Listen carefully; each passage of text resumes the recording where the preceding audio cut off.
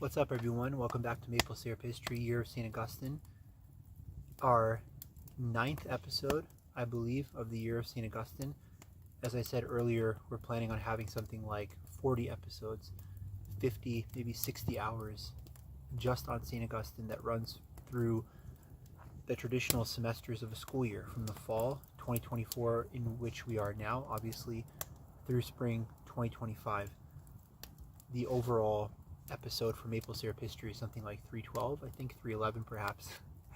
I'm always unsure about the numbering when I'm doing the talk live, so to speak, but I want you to pause me, and exactly in relation to that, the channel that you're watching this on right now, Maple Gracjan Syrup, if you go to one of the playlists called Maple Syrup History, you'll see not just, as I always say, kind of earlier offerings that I did in my role as Director of Intellectual Formation at St. Augustine's Vandal Catholic, but especially that which is most pertinent for this discussion, the Year of St. Augustine. All the episodes are in reverse chronological order. The man is ridiculously important. That's why we're dedicating a whole year to him, not just because he's our patron, but then you could turn that around and say, well, he's probably your patron because he's so important, right? And indeed, and the syllabus is completely correct. If you go to vandalcatholic.com and you look at the syllabus, you see we just finished up 3 classes on confessions, and we're commencing 5 classes on the City of God. And so that's all well and good, and those classes are always held at Vandal Catholic in our normal classroom. If you've been watching these episodes for a while, you know, that nice whiteboard in the background, the people in class, all that kind of thing. I decided to do a second addendum episode simply because I think it's very, very important. Aquinas famously says, right, an error in the beginning is an error indeed. If we don't get this down pat now, I think if we don't really start off on the right foot with Augustine, it can become problematic later on, just grasping his ideas as fully as we'd like to. I want you to leave this class with, if not a level of expertise, certainly a level of deep understanding about who the man was, his import, not just at his time, but for, you know, our times today. We just got done talking about a book, Confessions, that is still as relevant today as when it was written. And we segue to arguably his most famous work, his most important work, his most chock-full work. All of his kind of major ideas, his main themes, are to be found in this magnum opus, City of God. So when you see the listing, you see the overall Maple Syrup History 311, 312, you see the Year of St. Augustine, year 9, and then you see 0 of 6 of our discussion of City of God, and that's exactly correct. Because again, if you go to the syllabus at vandalcatholic.com, you see there's 5 classes, and we're going to have all those 5 classes. We're going to have 1 through 5 part and parceled out as they're specified according to the page numbers, the books in City of God. But I wanted to do the second addendum, the first addendum being the immediately previous episode when we did a little addendum wrapping up Confessions, right? I wanted to do a second addendum, a level 0, getting us in the City of God, just really talking about the forward to the book, especially in this Image 1958 Image Doubleday version, written by the famous scholar Etienne Gilson. So unlike the previous addendum in Confessions, where it was myself kind of just, here's some main things that I think you should focus on and that kind of thing, and please revisit the previous 3 episodes. Tonight, I just want to, in this episode 0, in this addendum 0, episode 9, total of the Augustine series, I just want to look at things Gilson says in the foreword. That's all we're going to do. It might take a little bit of time. You see now how long the episode is. I'm imagining no longer than half an hour, maybe 20 minutes. But I just want to look at the foreword, so anyone who watches this and then joins us in class feels like they've been well primed, well springboarded into this discussion. Because I can't tell you guys enough, I'm serious, that if you're on the Palouse, if you're anywhere near Moscow, Idaho, 1:20 to 2:50 on Monday afternoons, come by. The class is free, it's open to anyone, any ages, no previous experience is necessary. Come for a great discussion. But the best thing you can do before you come is to watch all the previous episodes. Obviously, they mathematically build on one another, And if you were to go back and look at the introductory stuff we did, the 3 discussions on confession and the second addendum now, you're going to show up for the City of God discussion very, very much ready to go. And a lot of you, because you're very well read, very educated already, perhaps have already read City of God, once upon a time. Maybe it was many years ago, maybe it was recently. We're going to aim in maple syrup history in the Vandal Catholic intellect department to be as thorough as possible and go crazy on all of the kind of points in here. With confessions, I had something like 160 points over the course of 3 classes, 200, 300 plus by the time we're done with City of God. Today, just some kind of formative 20 or so introductory points, again, from the foreword by Etienne Gilson. So without further ado, and I have my little lantern here to enable me to see the notes that I'll be opening and closing. Okay, so before we get to talking about part 1 and Augustine himself, in my edition, this foreword by Gilson begins on page 13.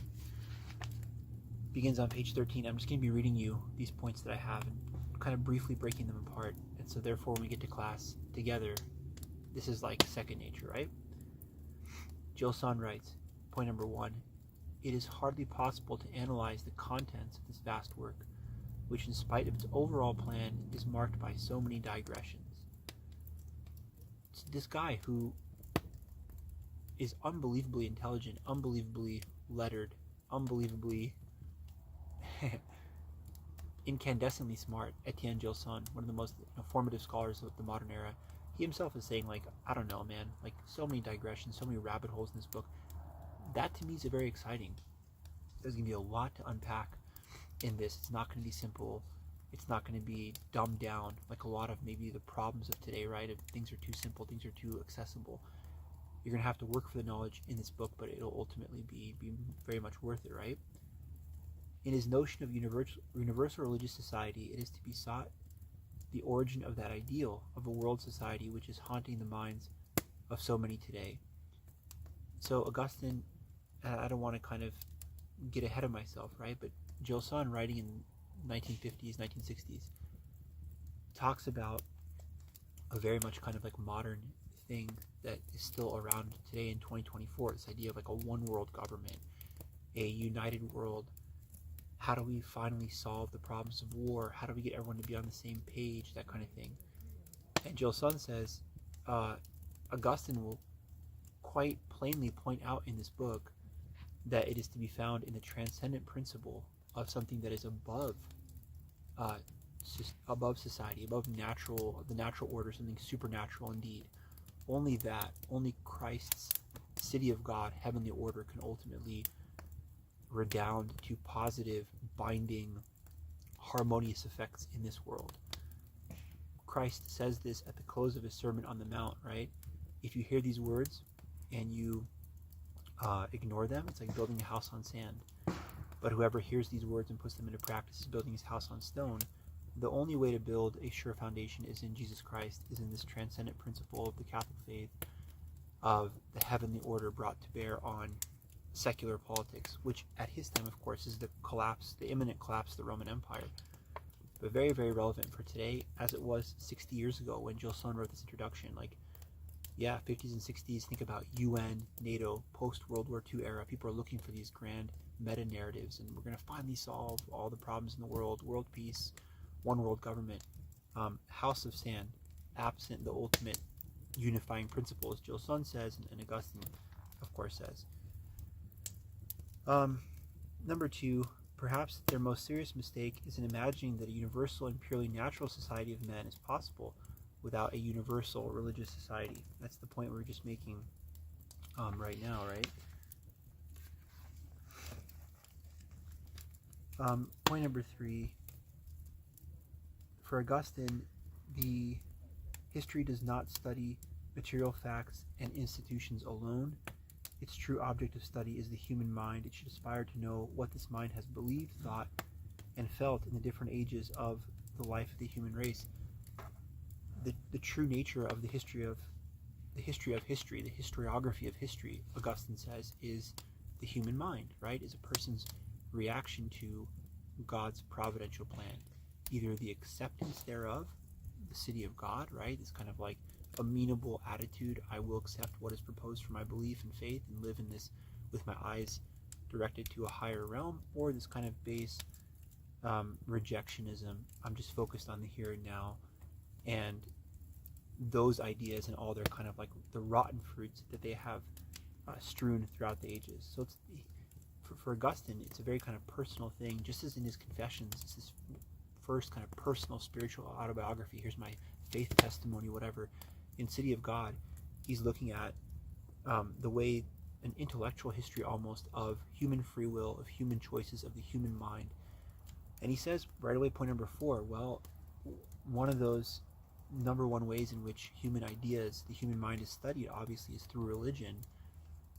But Christianity, when it comes on the scene, is exceptional, as in so many ways. Exception to the rule, different, unique, in that a lot of the old religions, especially the pagan ones, against which Augustine is writing, were highly, highly tribalistic, right? It's like, you're part of these people, hate those people, these, like, small d deities, those kind of, false understandings of the true nature of God. And this kind of constant competition and whatnot, and this leads to natural strife being found kind of in all places at all times. It is alone Christianity. Remember, going back to point number 1, and Gilson's going to open his forward and close with this, is Christianity alone that can unify the world, because it's the only religion that says we are all brothers. And if you have enemies, pray for them, that kind of thing, right? Point number 5, he talks about Alaric entering Rome, August 24th, 410. This is 66 years before the official fall of the Roman Empire in the West. And despite Alaric being a professed Christian himself, he sacks the city, pillages the city, and this leads to point number 5, right? Point number 6, point number 7. All throughout here, these like 3 or 4 points in this forward that I have 21 total for you in this episode, 4 through 7. This leads to this thought of, well, Rome just abandoned their gods, right? This is the year 410. Alaric sieges the city. Rome just abandoned their gods. 100 years prior, you had the Diocletian persecution from 303 to 311 AD. Christianity was very much underground, persecuted in the catacombs. And then, of course, the famous "in this sign conquer" Constantine at Milvian Bridge in the year 313. Christianity is tolerated. In the year 380, Theodosius makes Christianity the official religion of Rome. So now, it's not just that Christianity is not persecuted, it's not just that it's now above ground. Now all the other faiths, all the old religions are illegal. And so a lot of Romans say, hey, this is why our society is screwed. This is why Rome is falling. This is why these barbarians are coming from outside and sacking and besieging the city. People like Alaric, who, okay, they're Christian, but they're really barbarian, uncouth, unlettered. They're not really Roman. They're just foreigners. They're sacking the city because we went away from our old gods. It's the fault of Christians. Christians are the ones who say, turn the other cheek, pray for your enemy, all this kind of nonsense. And that's why we're losing. Augustine writes City of God in a lot of ways as a response to that question. The book is dedicated to this man Marcellinus, who is a Christian himself, who is asking Augustine, hey, can you clarify this idea? Can you help us out? You, Augustine of Hippo, you're already famed for your oratorical ability, your ability as a writer with the pen, kind of an apologetic mind, right? He's been Bishop of Hippo for a few years now, more than a decade. Can you please pen a response to all these pagans who seem to be making this point that since Rome adopted Christianity, it's fallen into ruin? What do we say to that? And Marcellinus is saying that from a perspective of, on the team. He's a Christian himself. Listen to what Marcellinus says. He had been asked how it was possible to live in the state as a Christian, and how it was possible for a state composed of Christians to endure, since the practice of the Christian virtues would infallibly bring about the ruin of the state. these pagan guys are saying if you actually practice Christianity, turn the other cheek, it's going to lead to the kind of utter ruin of the state. And Marcellinus himself, again, who already is a Christian, is saying, right, that it is worth noting that the Christian Marcellinus raised the last and most formidable argument, namely that, quote, it is manifest that very great calamities have befallen the country under the government of emperors practicing for the most part the Christian religion. So even Marcellinus writing to Augustine, hey, help us out, tell people why Christianity is true, help me explain this to them, because they seem pretty much with their feet stuck in the mud. They're not budging. They're saying, no, Christianity, we've read the texts, we've read the Bible, it's all about turning the other cheek, it's about being a pacifist, about loving your enemies. It seems since Rome embraced that, we've lost our martial spirit. It's the fault of Christianity. Augustine's City of God, in many ways, is a response to that one idea, that the fall of Rome, the imminent calamity of Rome, is the fault of Christians. Again, we talk about parallels to our modern society, right? Oh, it's the Christians' fault for some reason. Christians are actually, they're the most bigoted. Christians are the most intolerant. Christians are the most, these fake Christians, they claim to be all about love of God and neighbor, but they believe this and this. There's a lot of critiques of Christians now, as there always have been, as there will be to the end of time. Welcome to real life, right? But you can imagine today another Augustine, a new Augustine, writing some kind of defense of why actually Christian values help make you the best American citizen. Spoiler alert and purposeful segue, that is what Augustine's going to argue in City of God. He's going to say, no, it's not that abandoning the Roman gods has made Rome weak and it's the fault of Christians. Christianity actually will make the best Romans possible. Christianity, above all, Christ's death and resurrection, is for eternal salvation. It's for this heavenly city of God, true. But the reason that Rome has fallen is it's lost its virtue. This decadent Roman Empire is not the republic that defeated the Carthaginians in the Punic Wars, 264 to 146 BC. This is not the republican virtue of Cicero, true heroes like that. This is the decadent nonsense of people who have long fallen into their own sins, and that predates even the Theodosius proclamation of Christianity as the official religion, or even Constantine's permissive toleration of Christianity 100 years prior. The reason Rome has fallen, Augustine will argue, is lack of justice, is getting away from their old republican virtue, and Christianity, far from not helping people become, far from helping people shirk their duties as Roman citizens, will make the best Roman citizens possible. That is the most important thing to realize going into this discussion of City of God. In fact, I'm gonna put the book away for a second, and just really kind of focus on that point, because it's so super important. The book is written as a refutation, an argument against these pagan dudes, once more, who say the reason that Rome has fallen into disrepair is we converted to Christianity, and all those old things we believed, that was the support system. That was the thing that we were actually, that was keeping us alive. And this new religion comes along and says, turn the other cheek, now I've fallen into disrepair. And at the behest of a friend, Augustine picks up, the pen is mightier than the sword, picks up this great apologetical tool, and he'll argue that the reason Rome fell was not, as they are saying, because of a change of religion. Rome's fall, which he'll discuss a lot in the first kind of 5 books of this grand work, which we're going to discuss in class over the next month and a half, almost 5 classes. The reason Rome fell is it went away from its old virtuous behavior, fell headlong into complete nonsense, decadence. That lack of virtue is the reason that Rome has fallen into the mud. Christianity comes along, and Augustine would say, Christianity is about heaven. Christianity, first and foremost, is about salvation. Christianity is not about earthly success, and whatever. Sure, Augustine will grant that. He's like, first and foremost, Christianity is about the salvation of your soul.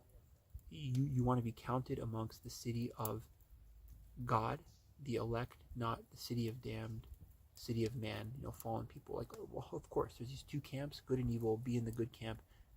the highest questions of eternity hang on this. But it's very important to say, after he says that, Augustine is not saying, oh, well, I mean, you got to become a Christian because that's salvation, but the Rome can fall apart, and yeah, you guys are actually right, and who cares? He's not saying that. He's not saying that. You heard famous stories about Augustine counseling even certain kind of secular leaders, famous generals who might want to give that life up and join a monastery to, in this moment, remain in your post, complete the duty God is calling you to, and once that has been completed, then attend to other matters. Augustine is a fierce defender against this kind of fake Christian idea of being a Christian means just totally rejecting everything in society, betraying your country, betraying every kind of value, betraying your family, becoming a huge coward, and just kind of running away from everything and putting your head in the sand and just now you're waiting for the rapture or something. He's against all of that. And he says that, Christianity is fundamentally about salvation, but actually, if the Romans really embrace Christianity, not only will it fulfill this number one goal, but look at the Sermon on the Mount, Matthew 6:33, seek first the kingdom of God, all else will be added unto you. If the Romans really embrace their Christian conversion, Rome will be better than ever on earth too, right? That city of God will influence the city of man and purify it and make it better, because Christianity is about the totality, right? John 10:10, I've come to give you life and give it abundantly. On the highest plane, of course, towards salvation, but in every facet of life as well. So Augustine will be at pains to say, not only does Christianity take care of the most important questions, it makes you the best Roman citizen too, because you understand duty, fidelity, a love of your country, self-sacrifice, all that kind of stuff. And so Rome is screwed at this point, getting besieged by barbarians because they've fallen into absolute nonsense behavior and all kind of decadence that has nothing to do with them converting to Christianity. If Christianity doesn't show up on the scene until 300 years later, Rome is going to be in the exact same state, Augustine's arguing, because of their awful betrayal of their own natural virtues anyways. Okay. That really is the kind of gist of this opening episode 0 and getting us into the book. But what else here? Just of import. I don't want to skip over anything, quickly. He says here on page 18, Gilson, nascent Christianity at the beginning, nascent Christianity is being blamed. The blame, however, should fall upon dying paganism. Christian revelation had two distinct ends. First, to save human society. Second, to build up a society which could be divine. Okay, so Christianity makes everything better, Augustine is arguing, eternally and in the temporal sphere as well. And then he says too, this is awesome, quote, what they did not have the strength to do out of love for country, God demands out of them to be done for love of himself. So Rome is getting attacked by barbarian dudes because they don't have the strength anymore, right, to do it out of love for country. Do what? Be virtuous. Be like Cicero. Be like the early, Republicans when Rome was kind of getting off the ground, fighting Carthage, and that true golden age, right? Long before the kind of Gracjan brothers and all this kind of nonsense from 134 to 44 BC to Julius Caesar, the Ides of March. Old school glorious Rome, they don't have the strength to do that anymore. But God now says, right, out of love of God, love of neighbor, he will command them to do out of love for him. Do what? To be the best version of themselves. This modern kind of self-help language. He'll demand that they do it to be the best version of themselves. And so he says here, take to yourselves good Christians, and you will be given good citizens. I'll read that again. Take to yourselves good Christians, and you will be given good citizens. So Augustine will argue the best citizens are Christians.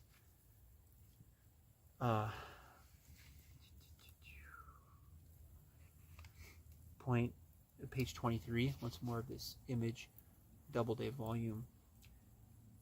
St. Augustine felt justified in concluding that Rome had ceased to exist at the moment when it had lost all justice. So Rome doesn't cease to exist with the barbarian invasions or with conversions to Christianity and then all the blame that the pagans lay upon the Christians for that. the die is cast, the writing is on the wall when they abandoned their commitment to their old, even natural virtues, right? And of course, Augustine is going to talk about the import of grace, right? Of God's providential grace, and the idea that, as Aquinas will say later on too, grace doesn't destroy nature. Grace doesn't destroy our nature; it builds upon it, it perfects it, right? It makes us more conformed with God. And long before any kind of type of question of Christianity even comes onto the scene, the Romans have already betrayed their own kind of natural patrimony. So that which they're blaming, and I'm being repetitive now, but it's good. It's good to repeat these things because they're very kind of complex concepts at times. But I'm being very repetitive, and you know what I'm going to say because I've already said it like 5 times, that Rome already had lost and had already fallen into disrepair long before even the moment Christianity arrives in the scene, because of their betrayal of their own virtues. And Augustine is saying, far from nailing that, hitting that, hammering that nail further into the coffin, Christianity would be the thing that could resurrect Rome, even in a temporal sense, right? Those two purposes. While above all aiming for heaven, it could also make Rome a better Rome than it's ever been before. Talks about any city that can be called the city of God in truth must reflect that transcendent principle of Christ's law. If it is truly a city, it observes the laws of true justice. In short, the city whose head is Christ, right? So the city of God is this eternal city. And final 2 points here. Yeah, final 2 points. I mean, I still need this to read this, but then I'll put it away for good. If you want to know the city of God and the city of man differentiation, the juxtaposition throughout the book, listen to this on page 27 of the foreword. Augustine has differentiated the two societies in several ways: love of God or love of the world. Love of God to the point of self-contempt, or love of self to the contempt of God. So the heavenly, the true, the holy city of God has a love of God so strong, it has contempt of self, this holy contempt, right? Whoever wishes to save his life will lose it. Whoever loses it for my sake will save it, preserve it for all eternity. The city of God is love of God above all, even to contempt of self. The city of man is love of self, even in the contempt of God. I can't think of it's sad but true, a better way of describing our society today, right? We can divide it up into people who love God so much, they don't care what it costs them, to their own contempt, and people who are like, I have no time for God whatsoever. And we know a lot of people like that, as well, right? The final point that Gilson makes in this forward is that he comes back to the beginning where we started, that he's like, if you want a true, you can't have heaven on earth. Heaven is in heaven, and eye is not seen, ear is not heard.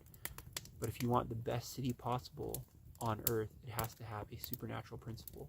If you want natural harmony, you have to have a supernatural principle. That's Christ's law. That's God. And that is the ultimate definition of the city of God. This transcendent supernatural principle coming down, piercing through into our reality, the way that God, in the incarnation, the Word was made flesh and dwelt among us, pierces through and then illuminates everything for the better now and for the better for all eternity.